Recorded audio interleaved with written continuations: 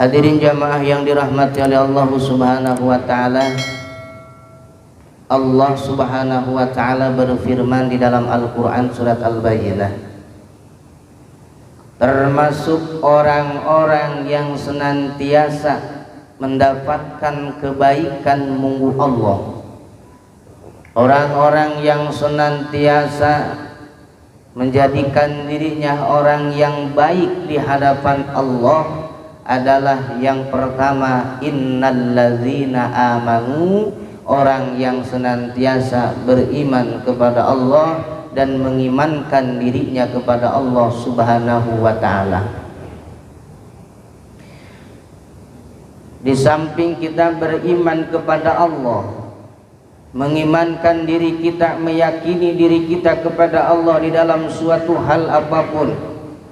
Beriman tidak hanya sebatas kita ucapkan amantu billah, aku beriman kepada Allah, akan tetapi amantu billahi bikulli hal, sesungguhnya aku beriman dan aku mengimankan diri kepada Allah di dalam seluruh keadaan. Baik dalam keadaan kita susah, baik dalam keadaan kita senang, baik dalam keadaan kita diuji oleh Allah, harus iman kepada Allah.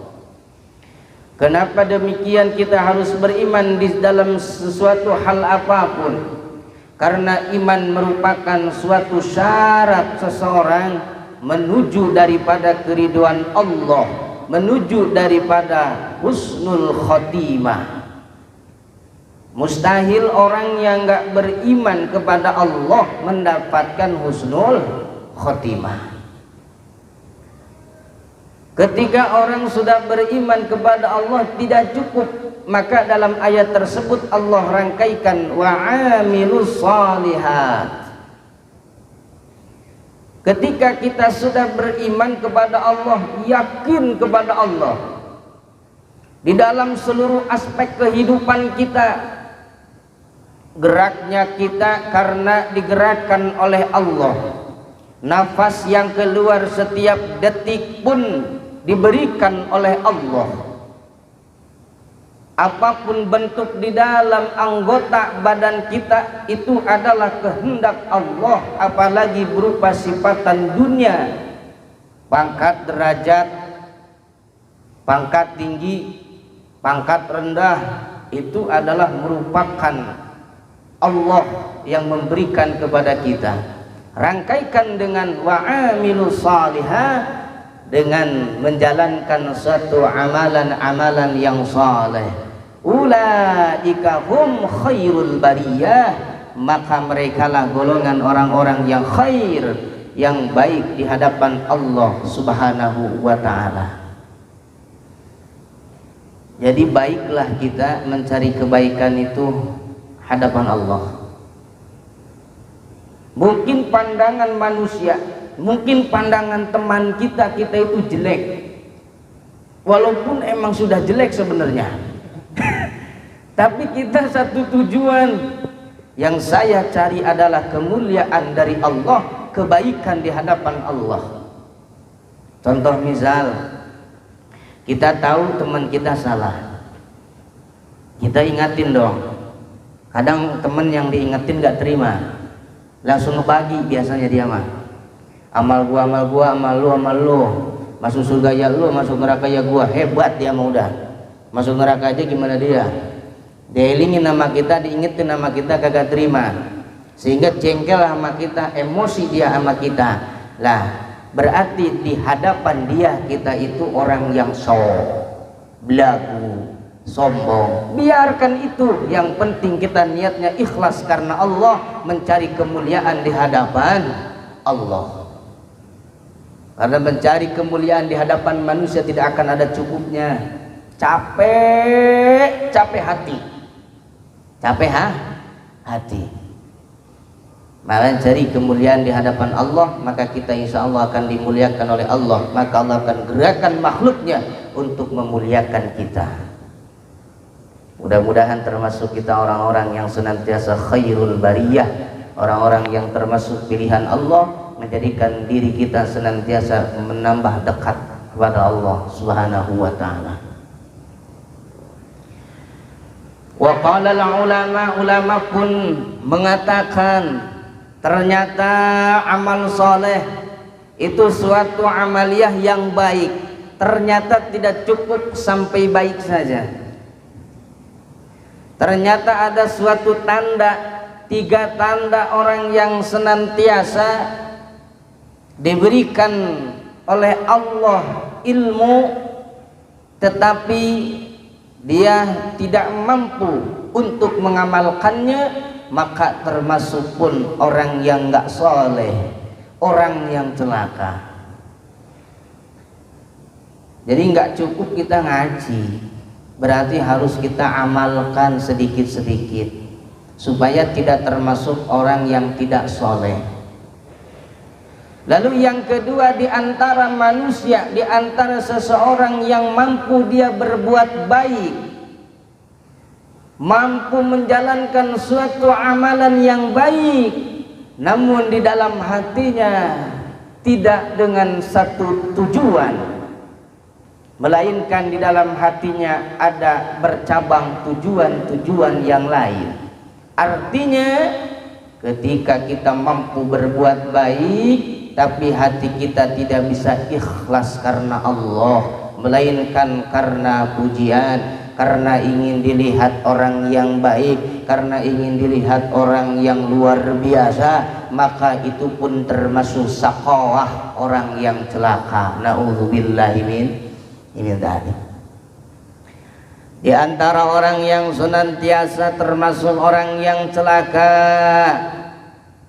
orang yang senantiasa dekat dengan orang yang soleh, dekat dengan orang yang baik, dekat dengan ulama, dekat dengan para guru, akan tetapi wala yahtarimu lahum, mereka tidak bisa memuliakan daripada gurunya, mereka berbuat semaunya sendiri tanpa menghiraukan adab, maka itu pun termasuk saqawah, termasuk orang-orang yang celaka. Maka para hadirin yang saya hormati, kajian hari ini yaitu akan saya sedikit membahas tentang kitab Hidayatus Sadiqina fis Suluki Maslakil Muttaqin. Jadi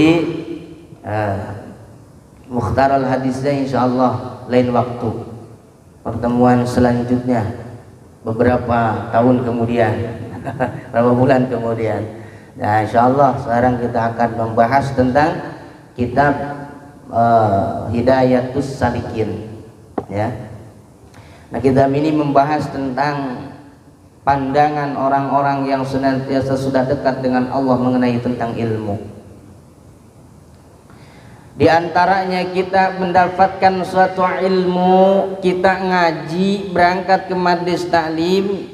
Jadi kita bicara yang sudah berangkat ngaji, ya, bicara yang sudah berangkat ngaji, yang sudah kita gemar mengaji, kesana kemari kita ngaji, tujuan kita untuk mendapatkan ilmu. Ketika kita sudah mendapatkan ilmu, kita faham, kita tahu, nah, tinggal permasalahannya bagaimana ilmu kita bisa manfaat. Manfaat itu apa?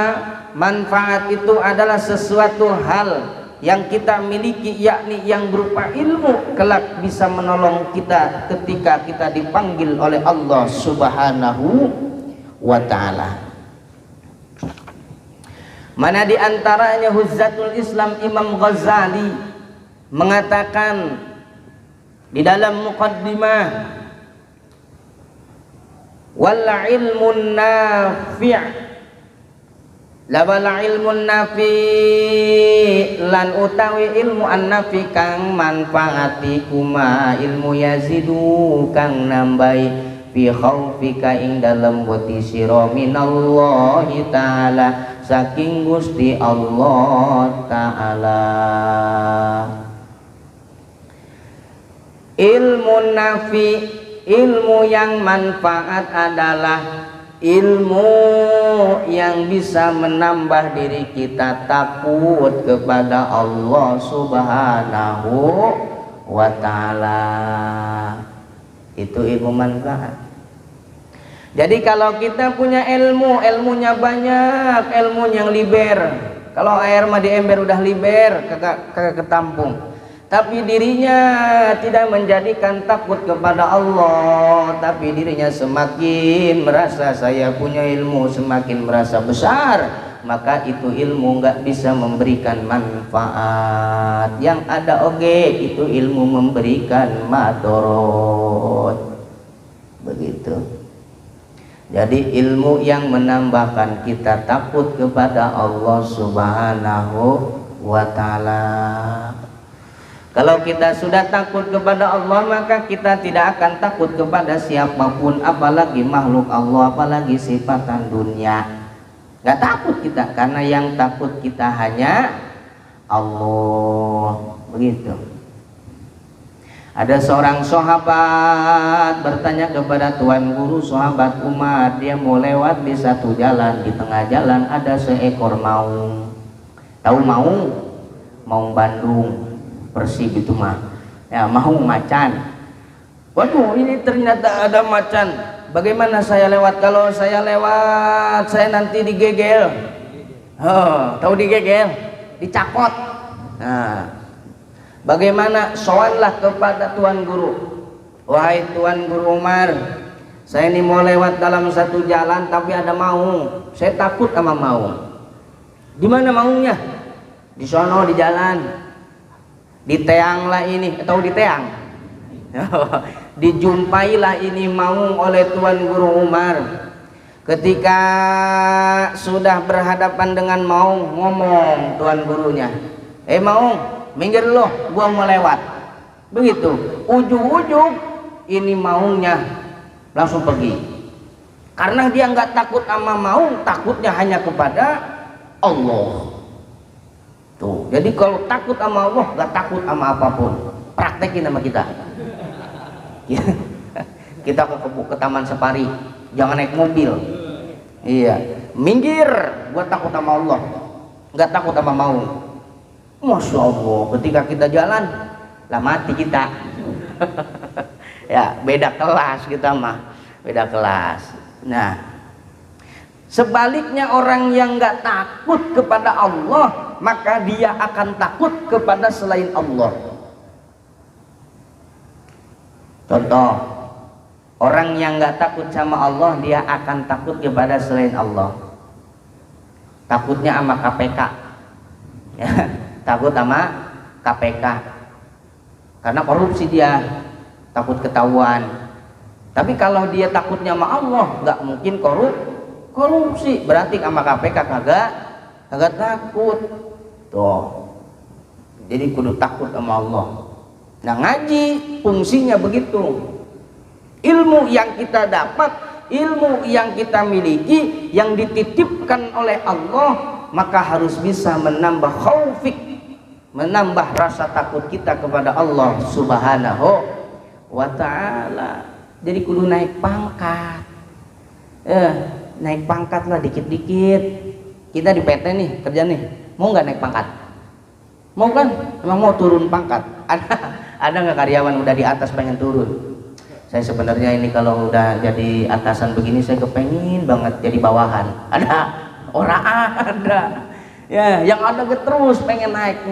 Sama ngaji juga, kita tidak hanya menggugurkan kewajiban kita, tetapi ngaji dapat ilmu, nambah takut sama Gusti Allah.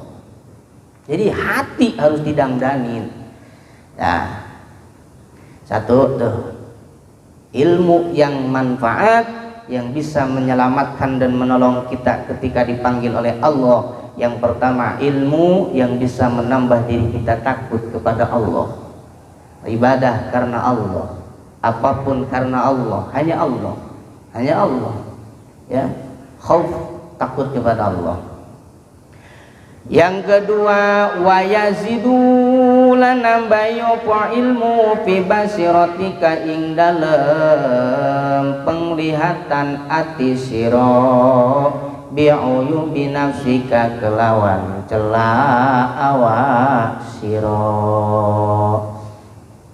Yang kedua, ilmu yang manfaat adalah ilmu yang bisa menambah hati kita, menambah diri kita, selalu melihat diri kita itu orang yang selalu salah, begitu.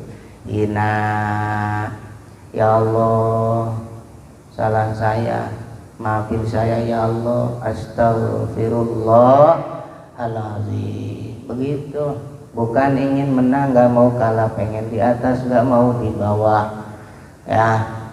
Jadi kudu sering melihat diri kita itu orang yang lemah, gak bisa apa-apa, gak punya apa-apa, gak punya kekuatan kecuali kekuatan Allah, gitu. Ya, jadi kita tuh kalau ningali sama diri kita, ya Allah, saya banyak dosa ya Allah, saya banyak banget maksiat ya Allah, ampunin ya Allah ya dosa saya. Iya kan begitu ntar ya, iya lah gua ampunin, nah begitu ntar dijawab, diampunin ya Allah. Tapi jarang yang begitu, ya jarang. Kalau orang melihat dirinya selalu di dalam suatu uyub, di dalam suatu kesalahan, maka tidak akan dia merasa dirinya sombong, tidak akan merasa takabur, ujub, riya, gak akan.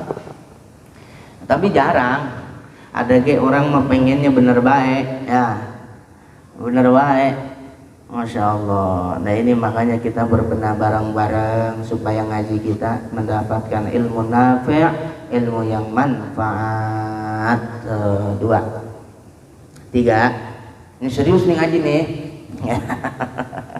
Iya ini serius ngaji nih, masya Allah. Wa yazidu lan nambahi apa ilmu fi ma'rifatika ing dalam ngaweruhi sira bi ibadati kelawan ibadah rabbika maring pangeran sira azza wa jalla kang agung. Di antara ilmu yang manfaat adalah ilmu yang bisa menambah penglihatan hati kita ketika beribadah kepada Allah. Dalam hadis lain dikatakan, ketika engkau beribadah kepada Allah seolah-olah engkau melihat Allah. Jika tidak, berarti engkau yang dilihat oleh Gusti Allah. Ibadah nambah khusyuk, nambah ikhlas, begitu. Ketika kita mengucapkan kalimat takbir, loh semua pasrah. Pikiran hanya Allah, hati hanya Gusti Allah, nggak ada beban dunia, nggak ada beban apapun. Karena kita sedang beribadah kepada Zat yang menciptakan kita, yaitu Gusti Allah. Mendapatkan ketenangan, mendapatkan kekhusyuan, mendapatkan kekhuduran ketika kita beribadah kepada Allah. Jadi ketika kita sedang takbir kepada Allah, Allahu Akbar, bukan hanya lisan yang Allahu Akbar, tapi hati Allahu Akbar, tangan Allahu Akbar, seluruhnya Allahu Akbar. Tuh ya, Allahu Akbar, udah dilek, masya Allah, nggak kerasa. Walaupun yang dibaca surat Al-Ikhlas nggak kerasa. Kalau Al-Baqarah kerasa, Al-Baqarah mah ini udah pegel amat, geningan kagak ruku-ruku. Ya, Al-Baqarah yang dibaca, Al-Ikhlas nggak kerasa. Nah, sholat Allahu Akbar, masya Allah, nikmat.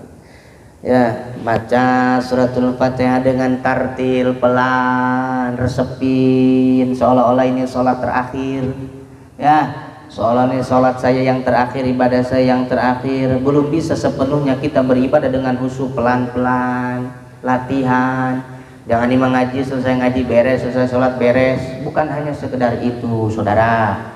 Ya, harus dilatih lebih dekat lagi, lebih merasakan lagi, supaya ada rasa kita beribadah kepada Allah Subhanahu wa ta'ala. Tuh. Allahu Akbar. Masya Allah, tenang. Kalem sholat mah. Ya, nikmatin. Bismillahirrahmanirrahim. Alhamdulillahi Rabbil Alamin.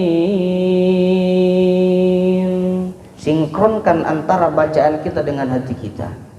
Masya Allah. Ya. Ar-Rahmanir-Rahim, Maliki Yawmiddin. Iyyaka na'budu wa iyyaka nasta'in. Ihdinas siratal mustaqim. Siratal ladzina an'amta 'alaihim ghairil maghdubi 'alaihim waladdallin.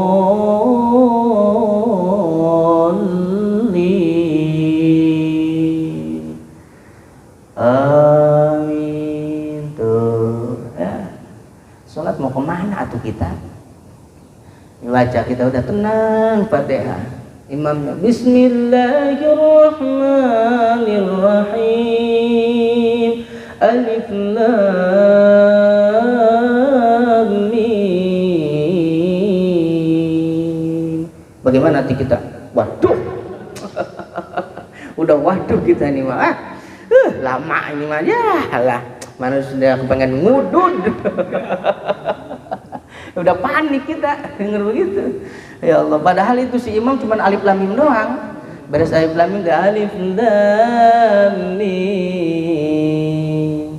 Allahu Akbar. Begitu doang. Aduh ya, udah panik kita. Ya Allah, ini ibadah kita nih. Cuman kudu ditaikin nih ibadah nih. Ya. Minimal pakai rasa. Ketika ibadah kita menggunakan rasa dinikmati oleh kita, maka tidak akan terasa. Dengan sendirinya air mata kita akan menetes. Air mata yang menetes akan menghapus daripada dosa-dosa kita oleh Allah Subhanahu wa ta'ala. Gak kerasa, bukan dibikin-bikin. Orang sholat nangis gak dibikin-bikin.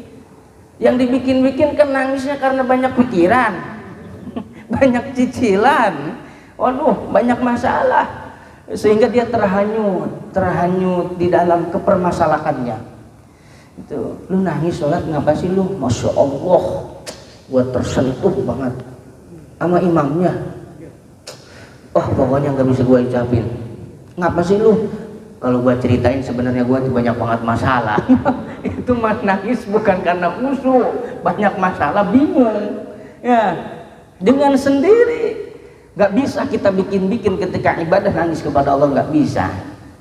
Ya, tuh. Jarang, walaupun banyak masalah, apalagi kita sifatnya seorang lelaki. Seorang lelaki itu banyak menahan. Ya, amarah sama istri ditahan. Ya, nggak punya duit ditahan. Kita mah bisa nahan, tapi kan bini kagak bisa. Kagak bisa nahan, jadi kita ikut-ikutan. Ya Allah, tuh, ya. Seorang lelaki itu kan nggak gampang menjatuhkan air mata. Tapi ketika Allah sudah gerakan di dalam kenikmatan ibadah, maka dia tidak akan melihat sesuatu apapun. Dia akan lupa dengan dirinya sendiri, bahkan yang terlihat hanya kenikmatan ketika beribadah bersama dengan Allah Subhanahu wa ta'ala. Jadi sudah nggak terlalu menghiraukan apa kata orang. Ya. Penampilan kita sudah nggak terlalu kita lihat, mau compang-camping seperti apa, mau orang bilang kita apa, yang penting kita enggak begitu. Orang mau ngatain kita, wah sombong lah, bula-bula, wah orang inilah, orang itulah, biarin. Orang punya mulut dia ngomong, ya hak dia, yang penting kita kagak gitu. Jadi kita selalu aja, yang penting cari nilai lah di hadapan Gusti Allah. Capek cari nilai di hadapan orang dalam konteks ibadah, dalam konteks ibadah. Kalau konteks dunia ya penting juga.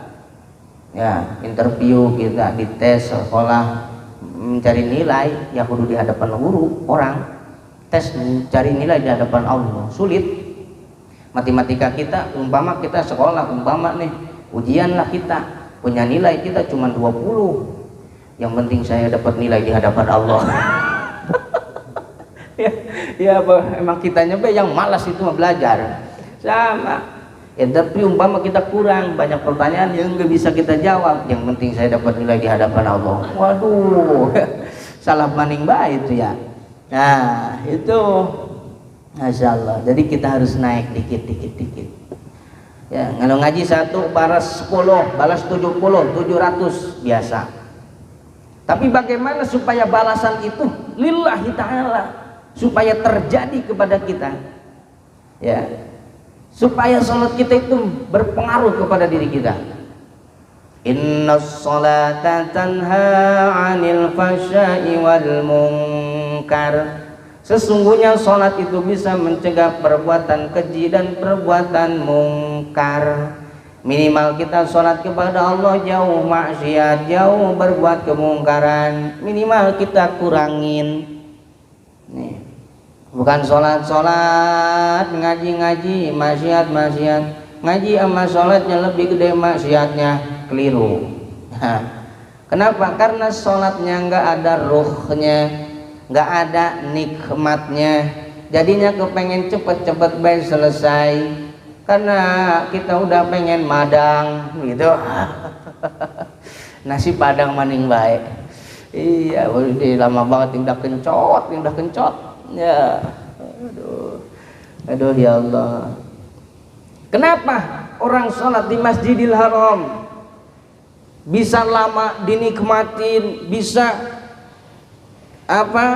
menjadikan dirinya betah ketika sholat?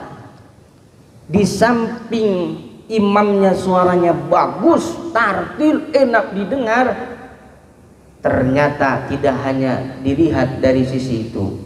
Ternyata karena dia ketika beribadah di Ka'bah, beribadah ke Baitullah, ada ruh dalam beribadah, sehingga tenang dan nyaman saja kita. Yang dibaca Yasin, oh kalem. Yang dibaca Al-Baqarah, kalem. Ya. Tapi kalau di kita dipraktekin, aduh, kagak dipakai lagi Ustaz dah. Jangan pakai Ustaz itu besok mah. Kenapa emang? Lama bener. Ya. Tuh. Jadi walaupun kita kadarnya kadar 1, minimal kita kudu naik ke 2, ke 3, ke 4, ke 5, ke 6 terus sampai kita bisa menikmati ibadah, menyatu dengan ibadah. Akhirnya bisa mendapatkan husnul khotimah. Karena tujuannya itu, seluruh tujuannya husnul khotimah. Kalau sudah husnul khotimah, berarti Allah ridho kepada kita. Kalau Allah sudah ridho kepada kita, rahmat turun kepada kita. Kalau rahmat turun kepada kita, surga hadiahnya. Amin Allahumma ya rabbal alamin. Maghrib sekarang jam 6:19 ya. Oh iya, masih lama kene bae ya. Aduh ya Allah, kita lanjutkan. Nah, di antara ilmu yang manfaat yang mana? Di antara ilmu yang manfaat, wa yuqallilu min raghbatika fid dunya, mengurangi rasa cinta terhadap dunia. Mengurangi rasa cinta terhadap dunia. Wa yazidu fi rabbatika fil akhirah, menambah kecintaan kita pada akhirat. Ini ilmu nafi, ilmu manfaat. Jadwal ngaji sama jadwal lembur, milih ngaji, milih lembur. Iya. Aduh, itu mah kebalik ya. Itu kelas kita. Nanti kita kalau ada kerentek mah, kalau ngelembur nih harus dilawan. Dilawan itu sebenarnya saya nggak mau ngelembur, tapi saya mau ngaji. Tapi kita udah ngelembur itu. Ya. Lembur Kang, Masya Allah. Sekarang sebenarnya jadwal ngaji saya. Mau nggak? Ya udahlah, oke lah. Oke lah. Ya, nggak apa-apa dah, besok lagi. Jadi ini tahapan proses. Nggak apa-apa, proses.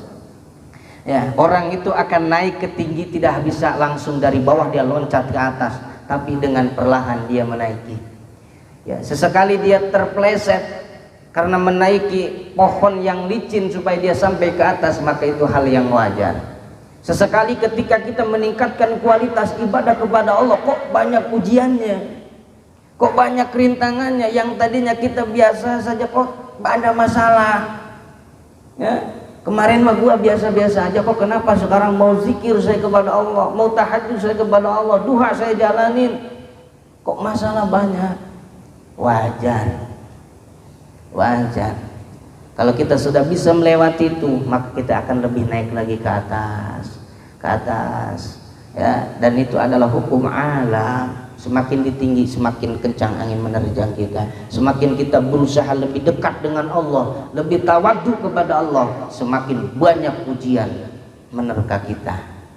Baik ekonomi, baik dari teman, baik dari faktor apapun. Kok kita melulu yang kena? Ya, kok saya melulu nih yang kena masalah? Ingat, innallaha ma'as sabirin, ay tawakkaltu 'ala Allah. Allah selalu mendampingi orang yang sabar dan bertawakal hanya kepada Allah. Niscaya yarfa'illahu alladzina amanu fi kulli darajah.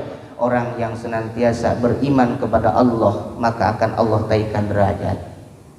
Nah, kalimatnya demikian itu hadis qudsi ya, bukan Quran. Kalau Quran yarfa'illahu alladzina amanu minkum walladzina utul ilma darajat. Ini mah adalah hadis qudsi yang menerangkan tentang orang yang tahan uji, tahan banting, tahan godaan. Allah pun akan menaikkan pangkat derajatnya karena keimanannya kepada Allah. Begitu. Ya. Kurangin cinta sama dunia, gedein cinta sama akhirat. Di sini mendapatkan ilmu nafi', ilmu yang bisa menyelamatkan kepada kita. Jadi kalau orang mendapatkan ilmu nafi tidak akan berteriak kepada Allah,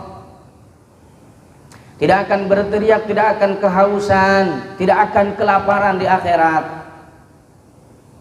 Bahkan diterangkan di dalam Al-Quran, orang-orang yang berteriak kelaparan dan kehausan merupakan daripada siksaan dari Allah, termasuk daripada golongan-golongan ahlun nar, golongan ahli-ahli nerakanya Allah.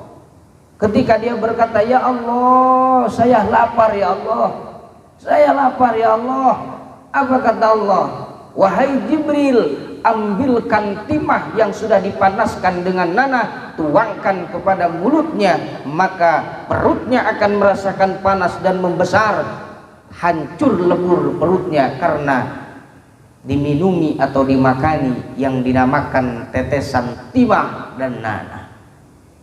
Maka ketika kita mendapatkan ilmu nafi, ilmu itu akan memberikan manfaat kepada kita. Insya Allah bisa menolong kita daripada rasa lapar dan rasa haus. Amin Allahumma amin ya rabbal alamin.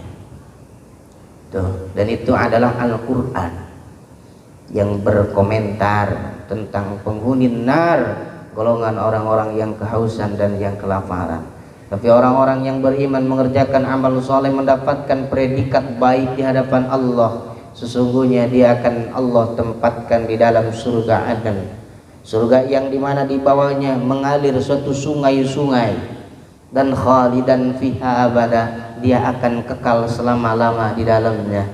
Dan sesungguhnya Allah memberikan ridho kepada dia, dan dia pun ridho kepada Allah subhanahu wa ta'ala. Ya, terakhir, wa yaftahu basirataka bi afati a'malika tatarisa minha.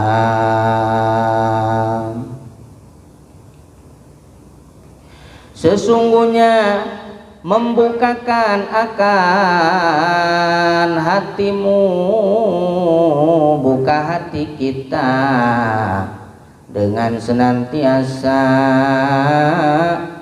yang membinasakan akan amalmu. sesuatu hal mana yang bisa merusak amalan kita, mana yang bisa memperluas amalan kita. Buka hati kita, buka mata kita, amal mana. Kalau amal kita buruk, maka akan menutup daripada hati kita, itu menyebabkan kebinasaan. Kalau amal kita baik, maka bisa membuka hati kita dan menemukan kebahagiaan. Isma maksita, hiduplah sesukamu, kata Nabi. Yang baik sudah tahu, yang buruk sudah tahu. Ini dosa, ini kagak. Tahu udah kita, tinggal dimilih kita mau yang mana. Ya, jalan ke Cipes kita tahu di sono banyak yang namanya jajanan-jajanan yang halal. Ke Kalimalang kita tahu di sono juga jajanan halal bada, jajanan kagak halal juga banyak. Tinggal milih kita mau kemana.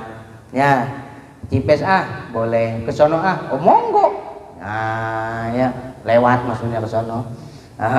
Udah tahu kita mana yang amal ini menyebabkan binasa, mana yang amal ini menyebabkan kebahagiaan. Tinggal kita milih begitu. Ya, karena enggak instan hukuman Allah itu. Kalau instan hukuman Allah, kagak ada orang di muka bumi ini yang hidup. Coba kalau hukum Allah begitu, yang melanggar maksiat satu mati.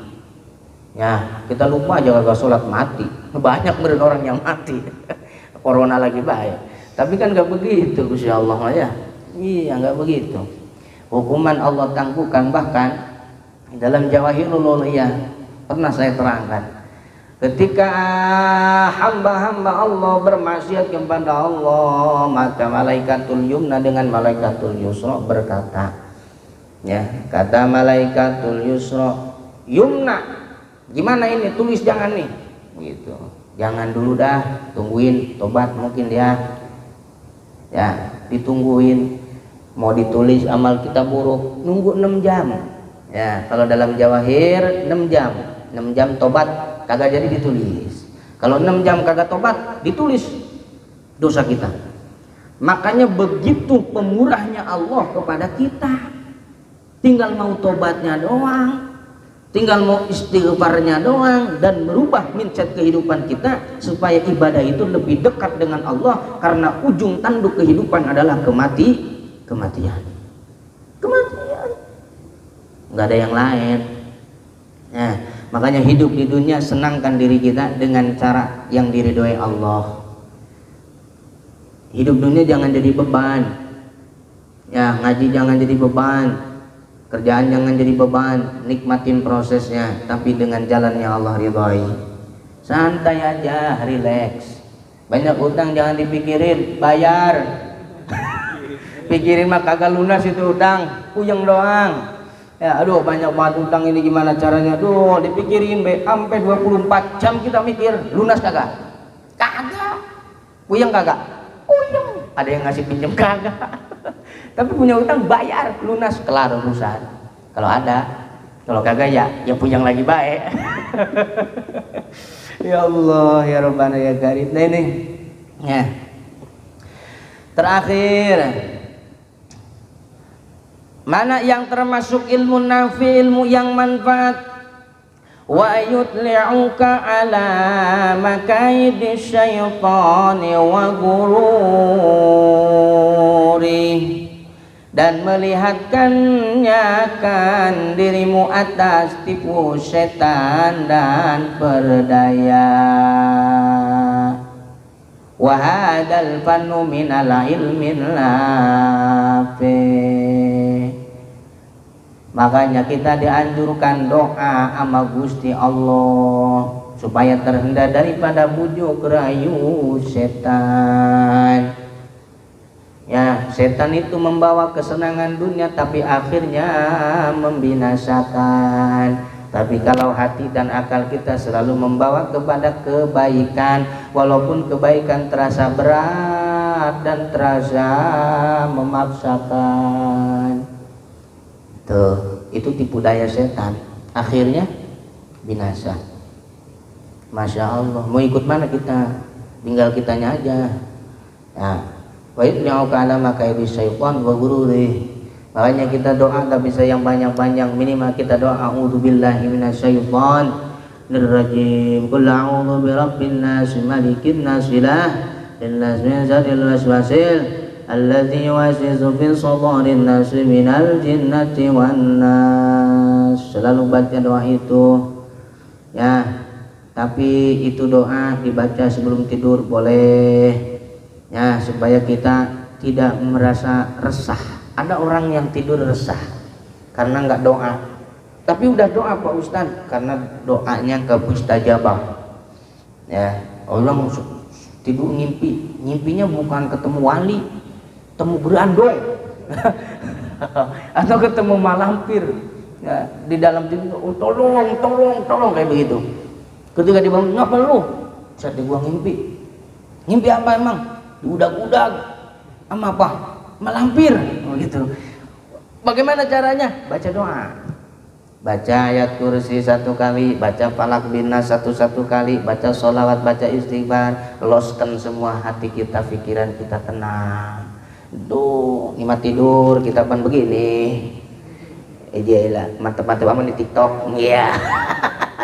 Ya TikToknya lihatnya kita yang ini, yang ceramah-ceramah tuh motivasi begini kan. Kita mah giliran dengar ceramah menyinggung tentang masalah bini, ngangkat derajat suami, meni begini sama istri kayak dengerin nih dengerin, atau gua kayak begini begitu kita mah ya. Kadang ya istri begitu, pas lagi nyindir suami belain istri, ganti bini denger begitu ya. Mau tidur itu deh ya, kita mah terus kalau mau tidur mah taruh HP, sudah tidur bahan dulu, mengharap ke arah yang disunahkan, sambil merem-merem baca tuh doa ya. Baca doa minimal buat kita aja, pulang jumlah binas. Kalau ada teman kesurupan dibacain doa itu nggak ampuh itu ya, esok dia jajal. Kadang kita orang kesurupan kita bacain di ayat kursi dah yang agak panjangan, dia baca Yasin. Lah bingung kita. Iya. Bismillahirrahmanirrahim. Allahu la ilaha illa huwal hayyul qayyum. Kita baca. Itu jinnya baca. Cuman gitu mah gua kecil bisa. Bismillahirrahmanirrahim. Yasin wal Qur'anil hakim innaka laminal mursalin. Mau ngapain kita? Buset deh. Ini jin malah baca Yasin, gua ge Yasin kagak hafal. Kita baca falak binas. Ada kesurupan, tenang. Bismillahirrahmanirrahim. Qul a'udzu birabbin nas, malikin nas, ilahin nas. Wah, paling kita ketawain doang kita sama dia. Ya, kalau bacanya orang yang hatinya terbuka kepada Allah, kalau yang bacanya selalu mendekatkan diri kepada Allah, maka tidak hanya dengan An-Nas, dengan bismillah aja setan sudah takut. Mantep. Bahkan baru terlihat orangnya saja setan udah keluar, jin udah keluar. Kesurupan nih kita nih, umpama panggil Ustaz Gondrong, umpama panggil, baru nyampe depan madi saya itu udah pulang, sayanya yang pulang. Jinnya udah pulang. Baru Bismillahirrahmanirrahim langsung sembuh kagak. Baru gitu doang. Tapi kalau kita baca ayat kursi, kita baca falak binas, kita baca Quran 30 juz saja, kalau hati kita nggak pernah dekat dengan Allah, dengan tujuan tidak pernah bertujuan kepada Allah, maka tidak akan ada efek bacaan kita. Makanya kita ruqyah nggak semua orang bisa. Ya jajalin. Ngeruqyah bini yang marah-marah aja kita kagak bisa. Malah tambah marah. Coba kagak percaya, bini marah baca Quran, ngomel dia, kita bacain Bismillahirrahmanirrahim Yasin wal Qur'anil hakim. Gimana bini? Lu ngedoain gua mati lu ya? Begitu, malah nambah marah, nggak mempan. Ya karena apa? Banyak kotoran dalam hati kita. Nah itu kan ada ceritanya. Seseorang yang biasa saja tapi dengan satu keyakinan, dengan hanya sholawat ya, hatinya dibersihkan oleh Allah dengan dia sering sholawat sama Nabi, padahal ini orang-orang biasa ya. Sehingga itu cerita agak panjang ya, karena ya udah waktu mau maghrib jadi kagak diterusin ceritanya Ya. Lain kali ada ceritanya. Intinya, kesimpulannya, ilmu yang manfaat adalah ilmu yang bisa menambah kita dekat dengan Allah. Selalu dekat diri kepada Allah, selalu minta ampunan kepada Allah. Insya Allah semakin kita mendekatkan diri, semakin pangkat derajat kita dinaikkan oleh Allah. Tidak hanya dunia, ya, tidak hanya dunia, Allah akan naikkan kita dunia akhirat. Allah akan bahagiakan kita dunia akhirat. Amin Allahumma ya rabbal alamin. Allahumma salli wa sallim wa barik ala sayyidina wa habibina wa syafi'ina wa nabiyyina wa maulana Muhammad wa sallim radiyallahu tabaraka wa ta'ala an kulli sadatin awsabi rasulillahi ajmain. Alhamdulillahi rabbil alamin. Ya Allah ya Rabb, ampunilah dosa-dosa kami ya Allah, ampunilah dosa kedua orang tua kami ya Allah, ampunilah dosa kaum muslimin wal muslimat wal mu'minin wal mu'minat al ahya'i minhum wal amwat. Allahumma ya Allah biha bihusnil khatimah. Allahumma inna nas'aluka ridhaka wal jannata wa na'udzubika min sakhatika wan nar. Rabbana hab lana min azwajina wa dhurriyyatina qurrata a'yunin waj'alna lil muttaqina imama. Rabbana atina fid dunya hasanatan wa fil akhirati hasanatan wa qina adzaban nar. Sallallahu ala sayyidina Muhammad wa ala alihi wa sahbihi wasallam. Bi subhana rabbika rabbil izzati amma yasifun wa salamun ala al mursalin walhamdulillahi rabbil alamin. Kurang lebihnya mohon dimaafkan. Wallahu muwaffiq ila aqwamit thoriq. Wassalamualaikum warahmatullahi wabarakatuh.